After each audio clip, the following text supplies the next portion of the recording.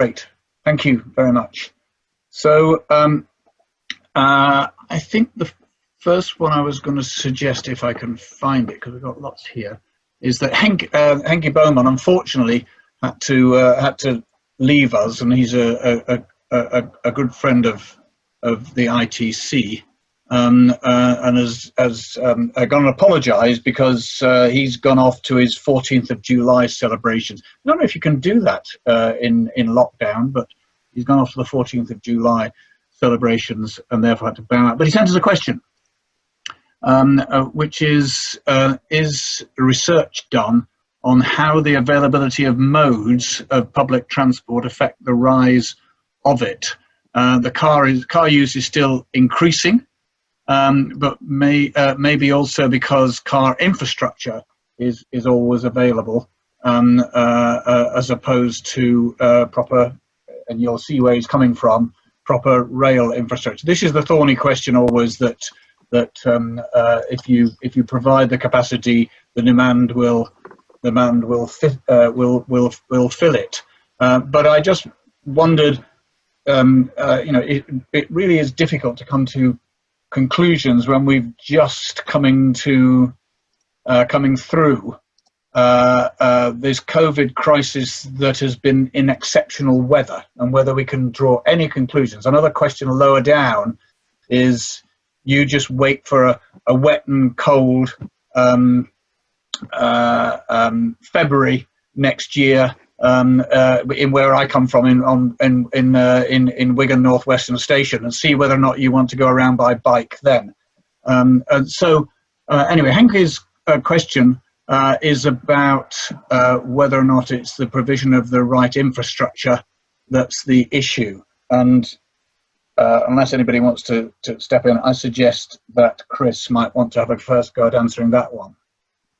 I suspect Lorraine will have have a better sense of that than me, actually. But there's clearly a link. I mean, one of the things we've advocated very recently is spending less on roads and more on telecommunications, because you build a road and you'll use it. So the lesson of the lockdown is that actually we need much more than we need new roads. We need better telecommunications so that we can do these sorts of things more frequently without worrying about the signal dropping out. So, I'm afraid I'm not as familiar with the economics on that as I should be. But my own prejudice would be that we should build out what we think we need for the future, and no more, and think actively about changing those modes of travel as part of those infrastructure decisions. Yeah, Lorraine. Yeah, I mean, you're right. I mean, that's my understanding of the research, basically, is that the more we provide infrastructure, to support one mode, the more likely it is that people will use that mode. And so, yeah, building roads induces demand, basically, and which is why that graph I showed quite early on, in terms of the length of motorways, tracks quite closely onto car use, and conversely, the decline in the availability of the rail network, as there's a corresponding decline in railway use. It's not a perfect relationship, but there's a very strong link there. So, and I guess the other thing I'd say as well is it also relates not just to the kind of the tracks and the roads, but also owning a car, for example.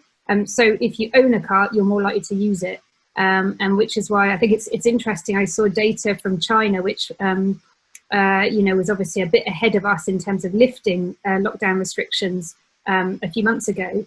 And the percentage of people buying a car for the first time was kind of exponential. So whereas public transport use before COVID was very high, now it's car use is the dominant mode. And because people had actually bought cars in order to reduce the risk of kind of contamination from using public transport, which then locks them into car use for many years to come. So it's building roads, but it's also owning cars locks in car use.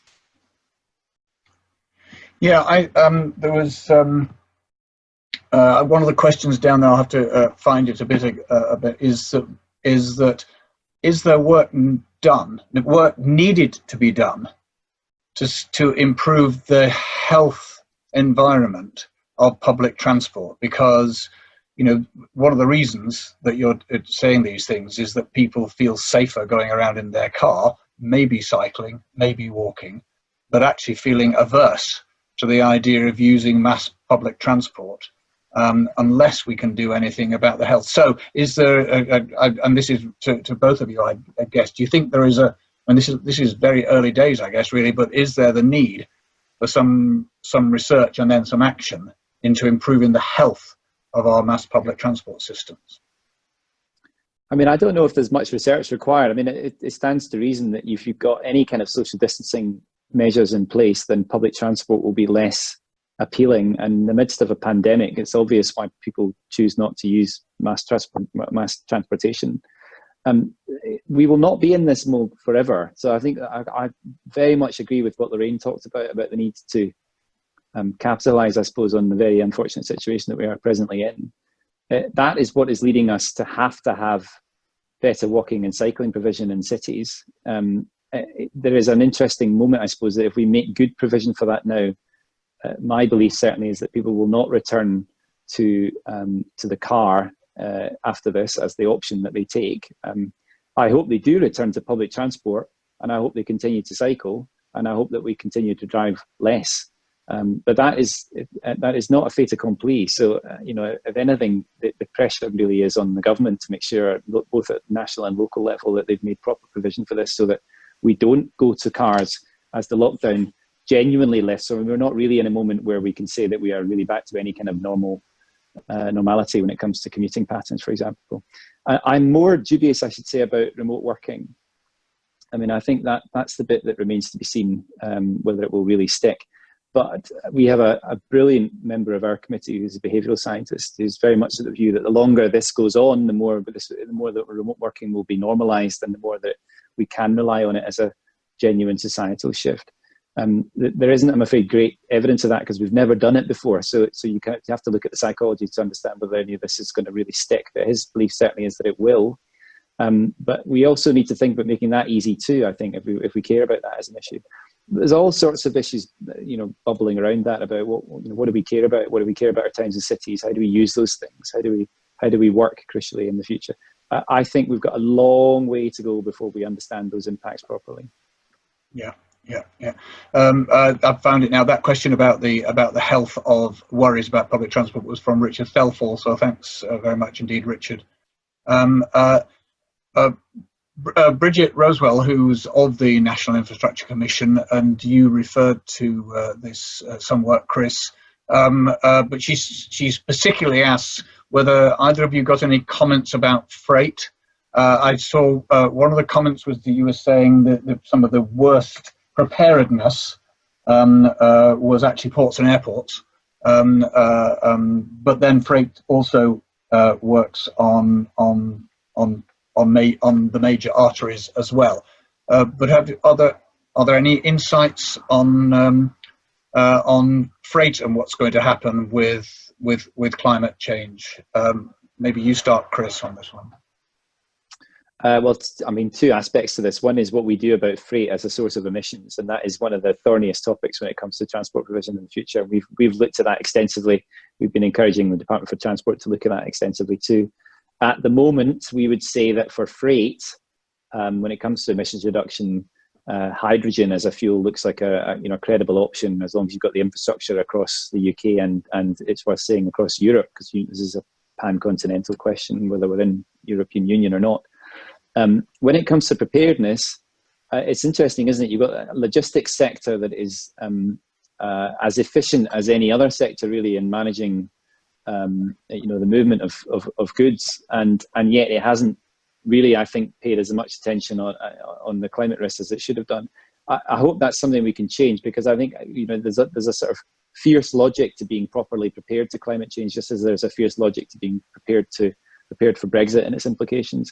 The problem is it's not quite so immediate. So it's one of these crises that only crops up once in a while, and we then wish we were better prepared for it. So I think my other broad kind of observation on this moment that we are in at the moment is that this is the moment to reflect on the fact that we simply were not as prepared as we should have been for a pandemic, and we're definitely not as prepared for climate change as we should have been. We shouldn't wait for the next crisis to make that better. And one of the sectors that will experience that crisis most is freight. So that's a sector that should deeply care about the fact that those ports are unprepared. Yeah. And Lorraine, have you got any comments on freight issues in general? It's a little outside my area of expertise, I have to say. I mean, I think it's the only sort of data relevant fact I can insert is that, again, in our latest survey, people are basically consuming differently as well as less at the moment. So it's interesting that there's this shift to online shopping, grocery shopping, very significant increase there, and it's interesting to speculate as to whether people will stick with that. And so it's unclear whether that will be a very sustainable shift. I mean, obviously it could reduce vehicle miles if people are avoiding traveling to shops, but if people are consuming more overall, it doesn't necessarily. So that's one kind of fact, and people are kind of doing more kind of cooking and eating at home and preparing more food at home. And there's some interesting, I think, trends which mean that, yeah, people might be sticking to reducing their consumption and consuming in kind of possibly more sustainable ways. But yeah, that's the only kind of interesting fact. Yeah. Okay. Good friend Steve Gooding has actually, as is to be expected, has given us plenty of questions and food for thought, and I'm just looking through them at the moment. Steve Gooding of the is online here. One of the questions is we've entitled this debate, these lectures today about infrastructure, and he's asking whether or not, in terms of looking forward to climate change, whether the solution is actually in the vehicles more than in the infrastructure per se. Now, I'm not quite sure, and it's a bit difficult this is because he can't speak for himself in this discussion, whether he means more SUVs rather than bikes, so that we can ride across unmaintained roads and things. I don't quite know whether that's what but anyway, should we be looking for resilience in the moving parts rather than the fixed parts? I don't know, Lorraine, whether you've got any thoughts on that. I guess my main thought is, there is this risk of maladaptation, that you potentially find as something that seems like it might fix your climate impact problem by, like moving into an SUV instead of from your bike.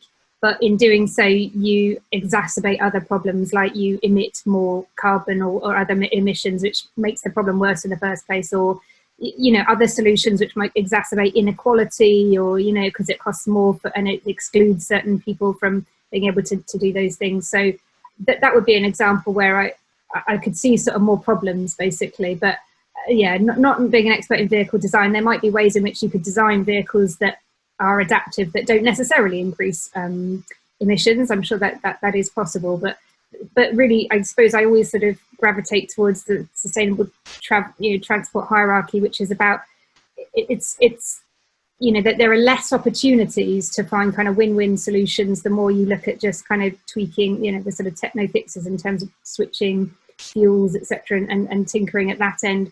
And there are more opportunities the more you look at kind of the whole system, and actually thinking about maybe we don't need to travel quite so much, and then actually looking for these kind of ICT alternatives to travel in the first place. So that would be where I would sort of maybe look for some more of those sort of co-benefits. Yeah, fascinating, isn't it, really? There's a fascinating question here that we're going to see it. About, I can find it now, anyway, about the insurance industry. I've always found that the insurance market is quite either perceptive, or you can see things coming along. I remember I did some work a long time ago about flood resilience, and we got a lot of feedback from the insurance industry about where the risks were, what the longer term issues were.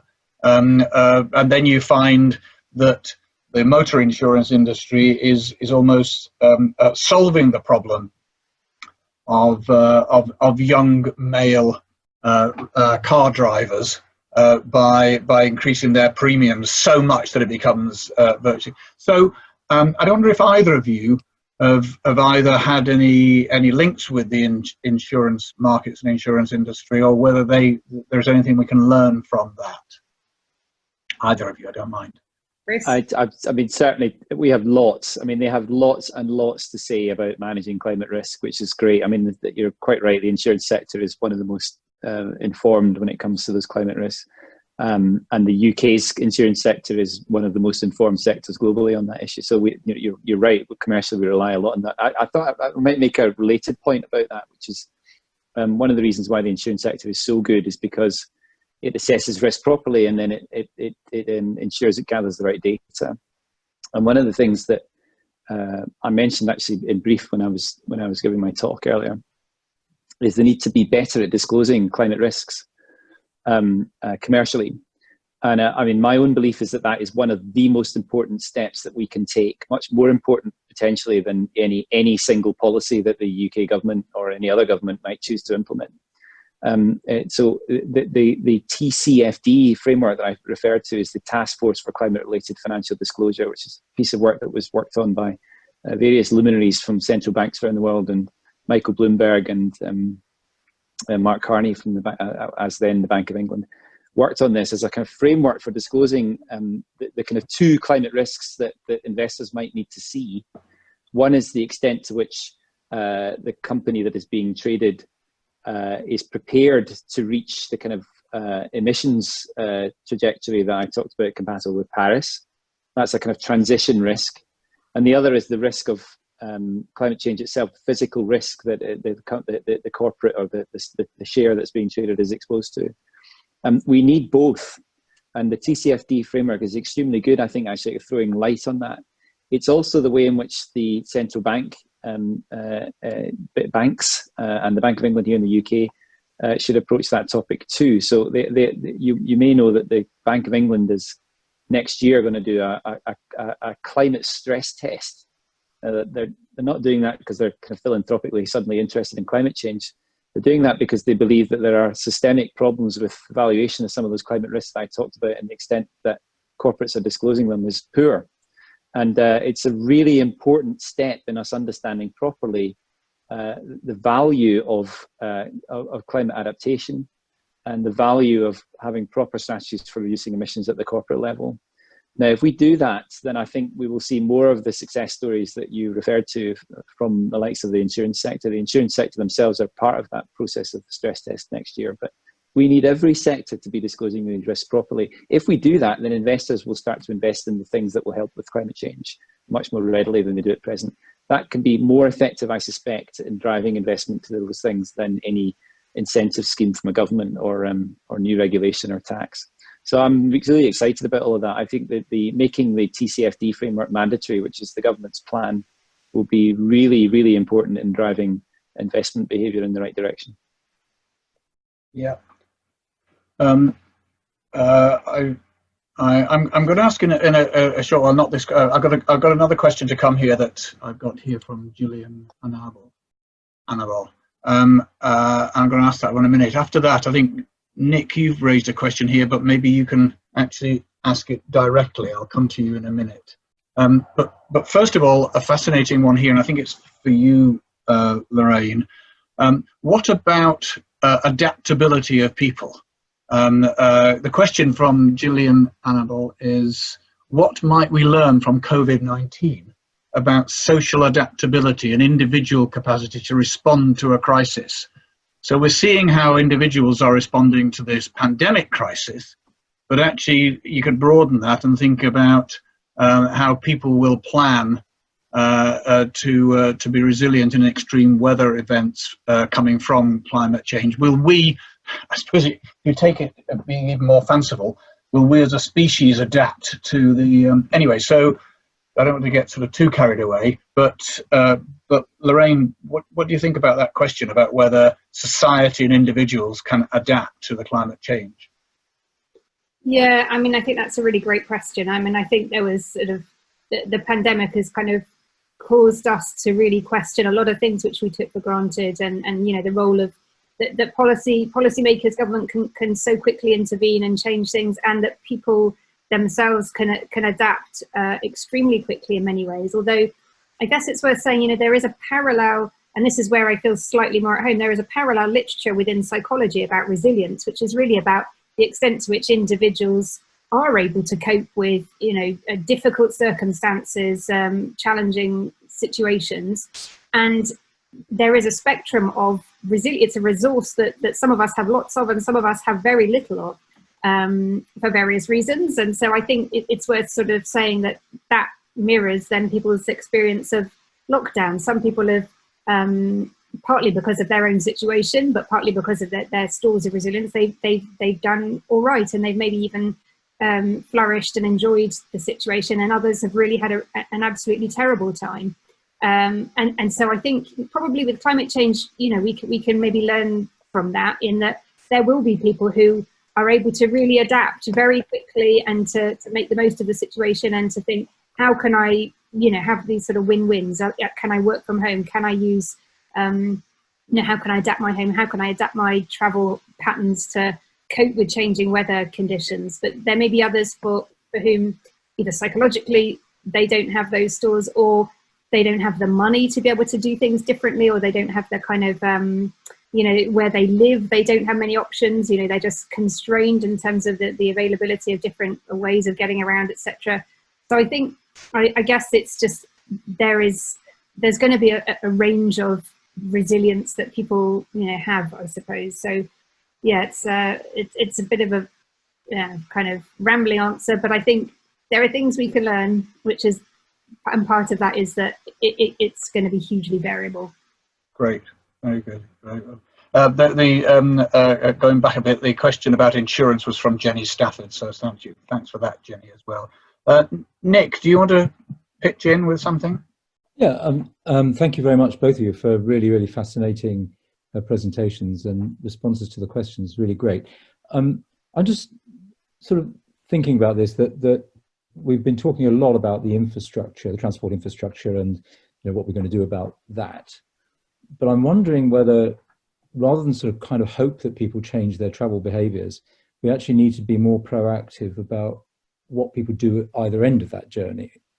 In other words, should we actually be looking at almost trying to decrease the amount of travel that people feel they need to do, because the opportunities are actually maybe more local than we have become accustomed to doing. So if you could work nearer to home, does the issue of the long commute change? If you could get your local foodstuffs more locally, etc., etc. And I think sort of kind of the mix maybe of online ordering and online working and things like this might change, rather than try and say, how do we do things the same but more remotely? Do we actually change the nature of where and what things are, and how much we can actually influence that? Because out of that will come changes in what we might need in terms of transport infrastructure. And I wonder whether you had any thoughts about how that plays into the climate change issue. I might respond on that. I mean, there's the great danger in my trade is in talking about this moment as an opportunity, because it's not an opportunity, it's a tragedy. But there is definitely that opportunity here. So this is a kind of great unfreezing of what we thought were previously unachievable things. It seems to me we've learned so much that you can achieve quickly when it comes to societal shifts. Now, most of that is negative. I want to be extremely clear on this. This is not me presenting you some sort of prescription that this is the way to tackle climate change. It absolutely isn't.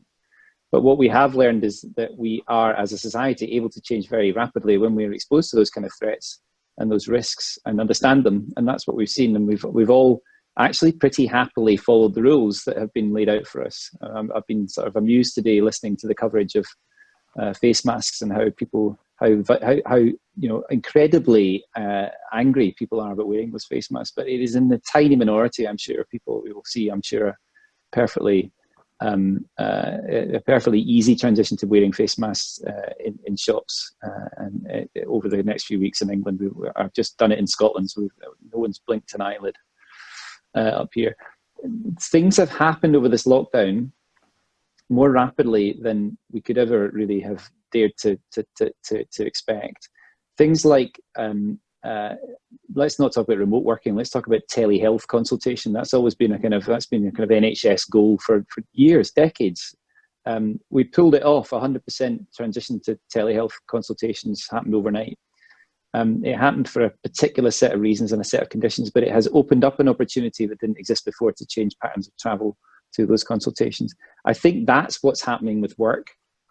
And I think it's very, very important that we don't imagine that we'll all just be sitting in our bedrooms. It's chaos, by the way, but everything that you can't see around here is terrible. But you know, we won't be sitting in our bedrooms forevermore expecting Amazon deliveries. And if we want the kind of future that I certainly would like to see, where we use our high streets more regularly, we have a vibrant local community where we do our shopping there, then we have to plan for that too. But there is a moment to change that with policy too. So I suppose that, for term I used earlier, the moment of great unfreezing is upon us. So unless we are able to present a proper vision for what it is that we would like to be at the end of this, with policies to match, then I fear we will miss that opportunity to change radically the transport provision that we have in the UK, but also the kind of set of lifestyles that go with that. So I really, really hope that ministers take the opportunity to do that. And I think it is an issue for politicians by and large.